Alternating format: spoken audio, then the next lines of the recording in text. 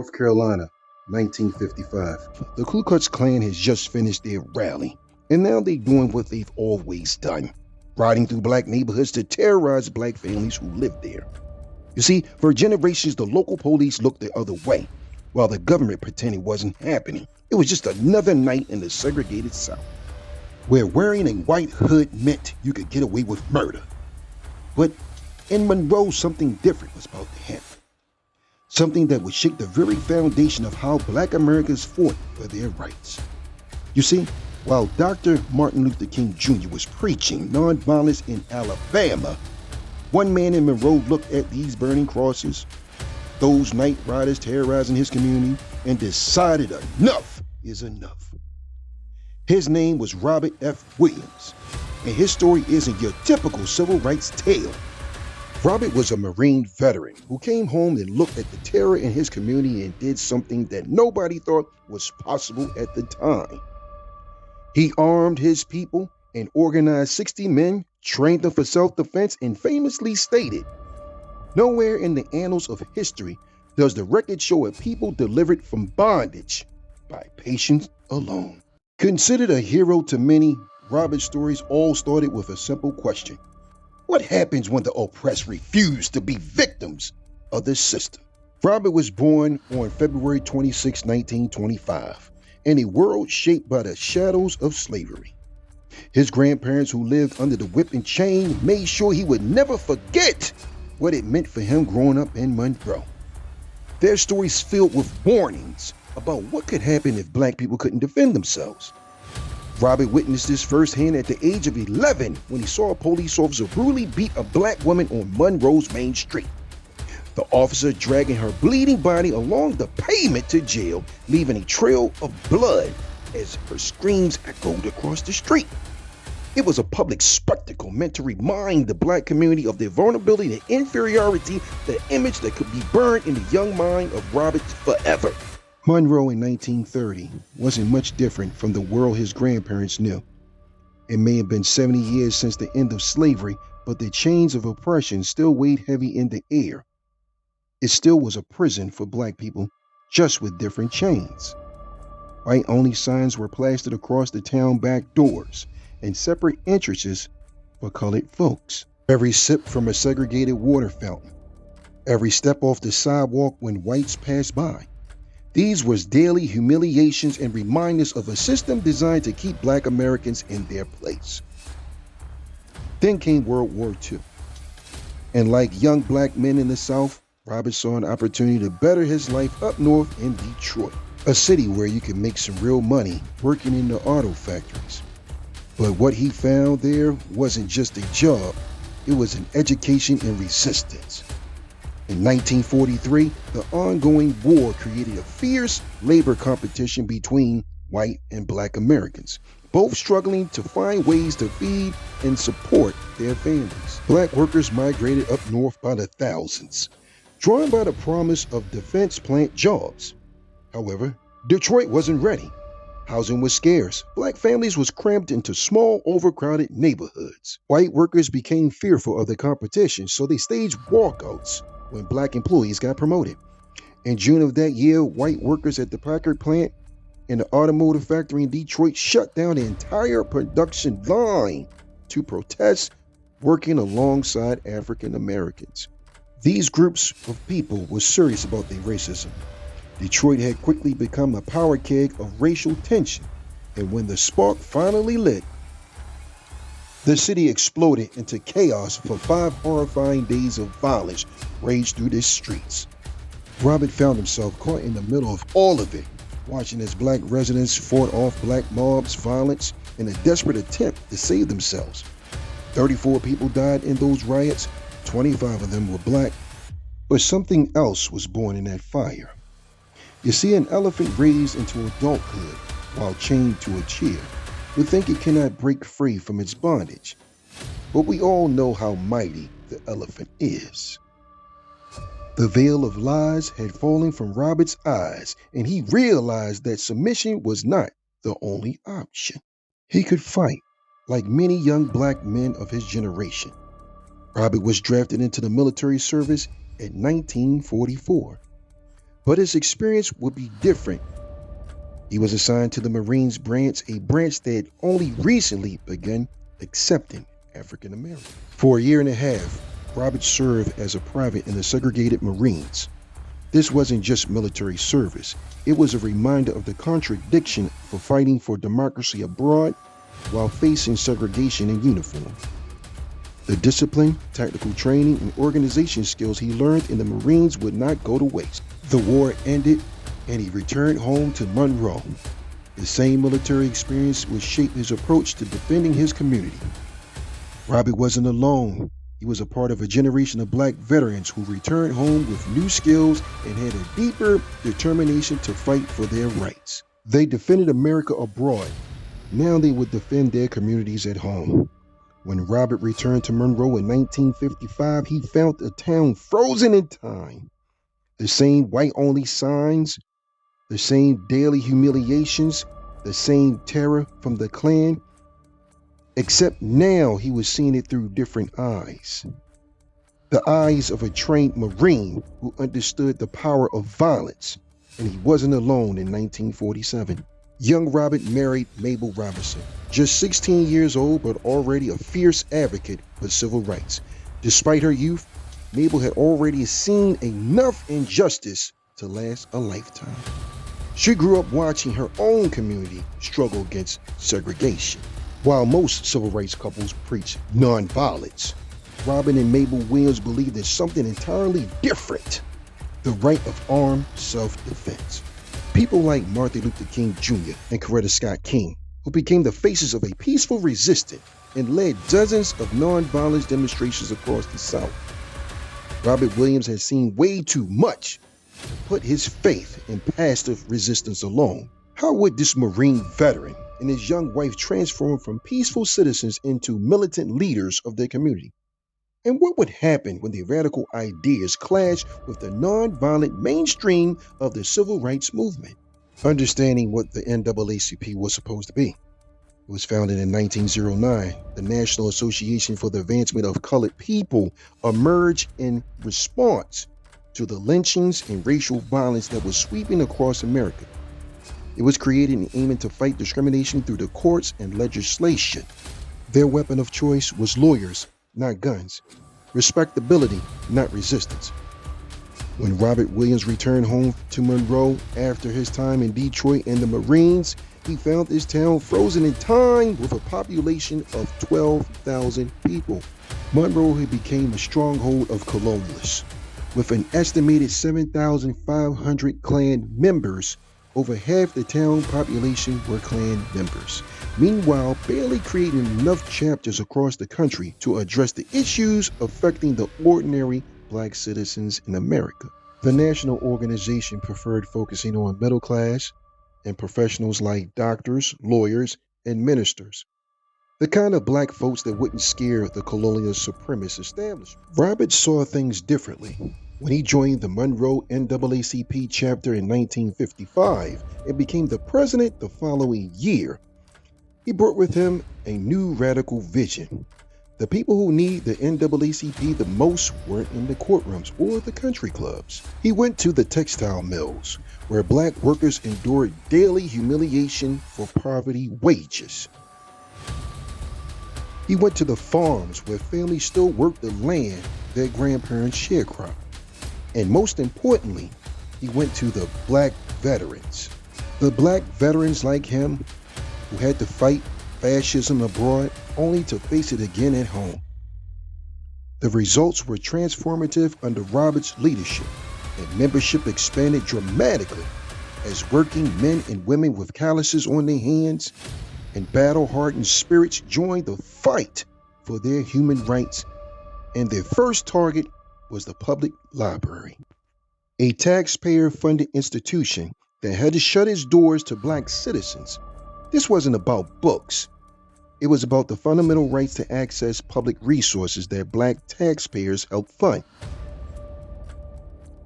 They helped pay for a public pool, but their children couldn't swim in it. How absurd was that? Following the NAACP traditional playbook, they started with a peaceful demonstration. The NAACP members formed picket lines around the pool. But what happened next would change everything.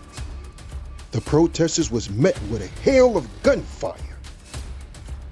The colonialist mobs opened fire on the picket lines. And despite law enforcement officers being present, not one single arrest was made. That there's no law here, and there's no need to take the white taxes to the courts because they will be free, and that the federal government is not coming to the aid of people who are oppressed, and it is time for Negro men to stand up. It's time for the Negro man to stand up. And for Robert, this was the final straw. The swimming pool violence proved what he long suspected, that the legal beliefs and protests alone would not be enough in a town where the Klan operated with impunity. Robert did something unprecedented. He drew on his military experience and his connections. He reached out to other black military veterans who understood both discipline and duty. These were men who fought fascism in Europe and the Pacific, only to find it here. In their hometowns, they trained in military tactics. They fortified their homes, and they made it crystal clear any Klan attacks will be met with equal force. In 1947, Robert organized a defense force for a local funeral home.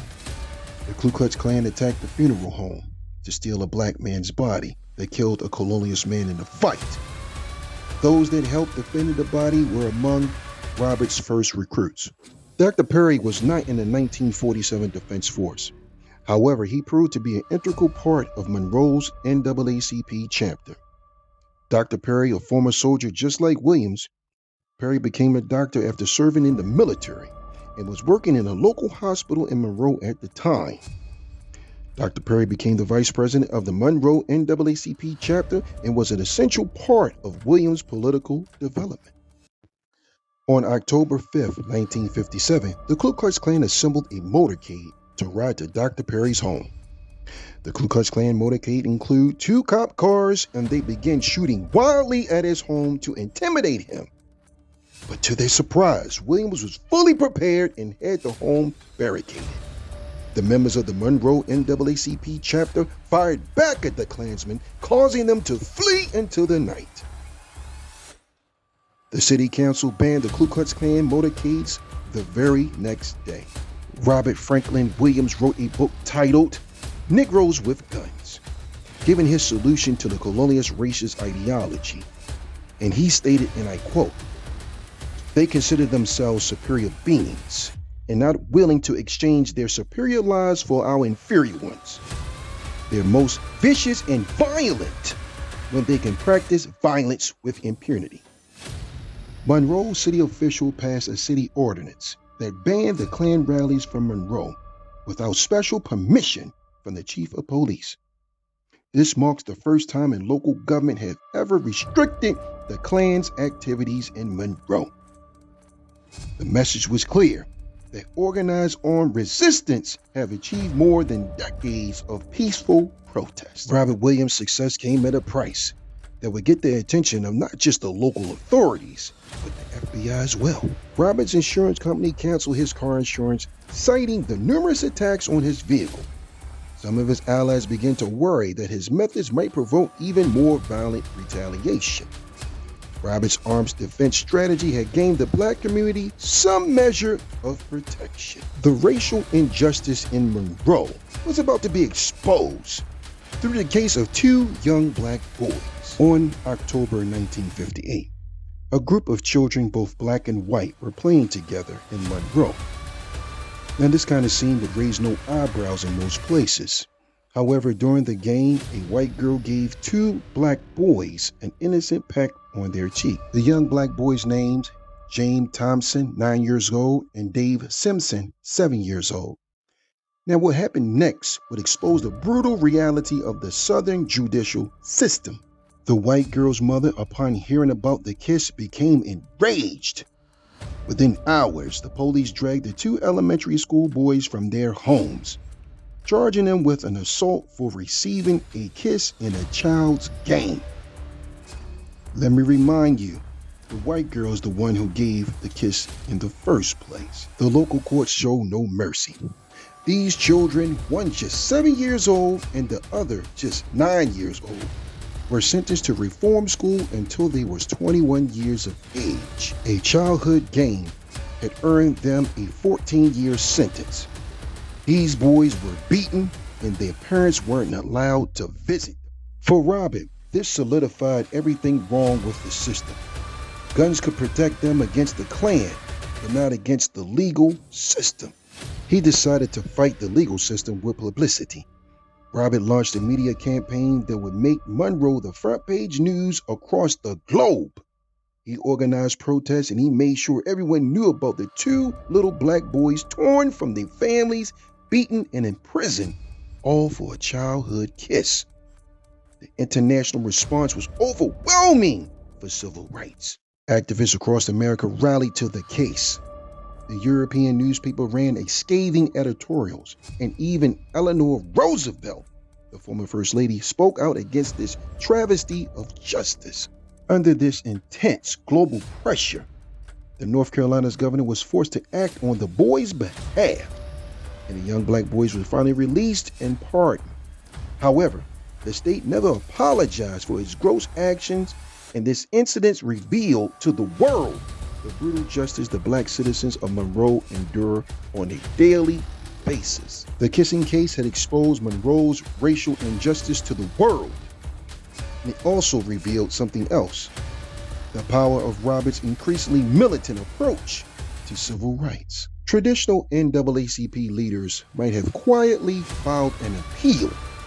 However, Robert had turned a local injustice into international news. For the NAACP leadership, this was the final straw. Robert's armed resistance against the Klan had already made them nervous. His aggressive media campaign and unapologetic rhetoric were drawing attention they didn't want. By 1959, the tensions between Robert's militant approach and the NAACP traditional strategy would reach a breaking point. A confrontation was coming that would force the entire civil rights movement to grapple with a critical question. In the face of violent oppression, was nonviolence the only acceptable response? By 1959, Robert's confrontational approach had put him in a collision course with the NAACP leadership. When he publicly responded to Monroe's court decision to acquit 2 colonialist men for the SA assault on a pregnant black woman, his words would ignite a firestorm. Standing on the courthouse steps, Robert declared that if the courts wouldn't protect black citizens, they would have to protect themselves. With the NAACP leadership commitment to nonviolent approach, they suspended him from his position. Robert wasn't done. If anything, the split from the NAACP freed him to pursue even more militant strategies. With the tensions high in the 1960s across the nation, Monroe continued to simmer. By 1961, the laws was clear, at least on paper. The Supreme Court had ruled segregation on interstate buses and terminals unconstitutional, first with Morgan versus Virginia in 1946 and again with Boone versus Virginia in 1960. Across the American South, these federal rulings meant nothing without enforcement. In May 1961, an interracial group of activists decided to test these laws. They called themselves the Freedom Riders.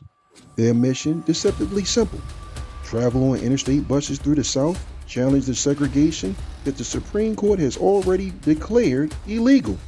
The response was swift and brutal in Anniston and in Birmingham, Alabama. The Freedom Riders was faced devastating violence as law enforcement stood by watching these colonialist mobs attack the riders with shocking brutality in Anniston. Their bus was firebombed in Birmingham, and they was beating as police conveniently disappeared for 15 minutes of the assault. Robert and MLK had strong differences on tactics. While Dr. King preached nonviolence, Robert believed in self-defense. Dr. King acknowledged the advantages of armed self-defense, but maintained that nonviolence demanded greater self-control and courage.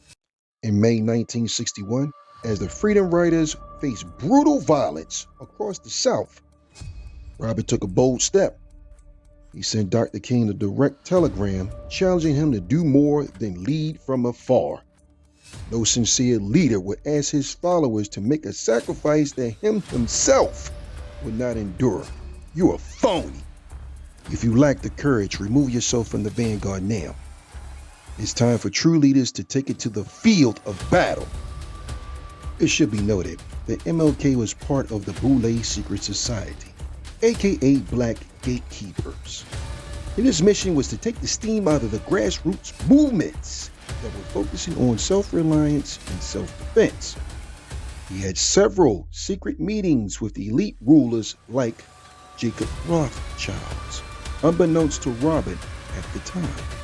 2 months later, when the freedom fighters finally reached Monroe, they would find themselves caught between two philosophies: nonviolent resistance and armed defense. Robert, using his military experience and discipline of the Black Armed Guard, was prepared for the riders' arrival. It was clear and present danger in Monroe, with the Klan over 7,000 strong in a town of just 12,000 people.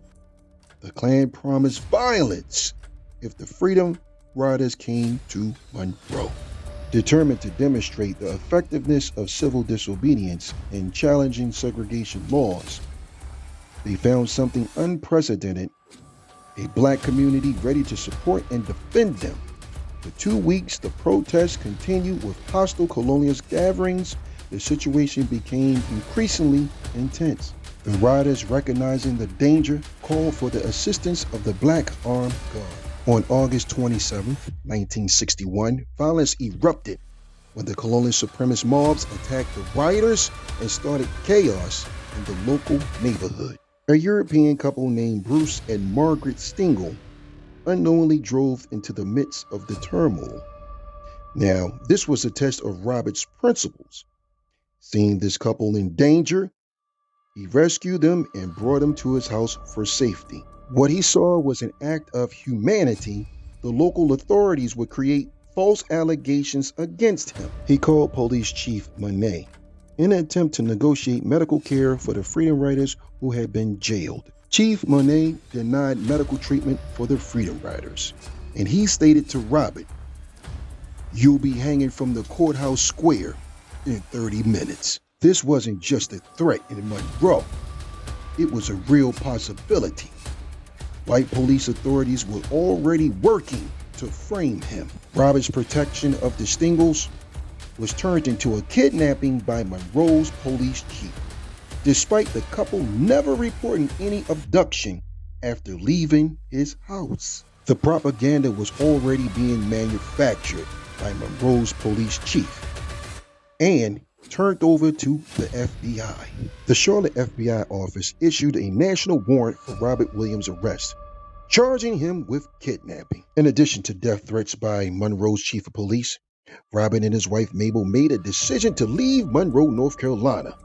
Using the cover of nighttime hours, they fled to Cuba by ship. In Cuba, Robert wanted to continue his fight for liberation for Black citizens living in America. With the approval of Fidel Castro and the government assistance, he established a radio-free Dixie in 1962.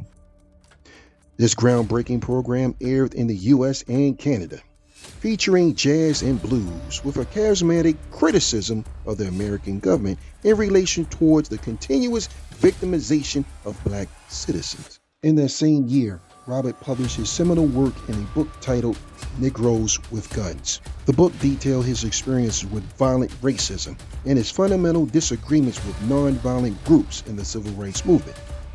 Robert's words would later profoundly influence Huey P. Newton, who was the founder of the Black Panther Party. After 5 years of living in Cuba, Robert's liberation journey continued. He traveled throughout Asia and Africa, speaking out against racism and colonialism. He spoke strongly against the Vietnam War and even spoke with the revolutionary leader Ho Chi Minh in 1966 to 1969. Robert and his family lived in China, where he continued to publish his newsletter called The Crusader. His presence there deepened the connection between the Communist Party and the African American Revolutionary Movement. In a historical moment, Robert received the honor to meet with Mao Zedong, who gave him strong statements supporting the African American struggle against discrimination in America. In late 1969, Robert and Mabel would return to the United States and settle in Michigan. With the FBI warrant for his arrest for kidnapping, the governor of Michigan, William G. Milliken, refused to honor North Carolina's extradition request, noting that Robert would not receive a fair trial there. This legal calamity would not lift until 1975, when Robert was able to face these charges. In January 1976, nearly 15 years after he fled Monroe, North Carolina, prosecutors dismissed all charges against him, citing their primary witness was too incompetent to appear in court. Robert's story wasn't about one man's fight for justice. It was about challenging the construct of how civil rights could be won. In a time when nonviolence was considered the only acceptable path, Robert Williams dared to argue for the fundamental rights of self-defense. His influence would ripple through the generations of civil rights activists, reshaping the movement in ways that could be felt long after his death. In 1996, at his funeral, Rosa Parks delivered the eulogy, praising him for his courage and his commitment to freedom. Her words captivated the true spirit of Robert F. Williams. He exhibited self-reliance, self-defense, and the true meaning of civil rights. He proved that armed resistance wasn't just about guns. It was about dignity, pride, respect, and standing up for what is right in a world trying to keep indigenous black people on their knees.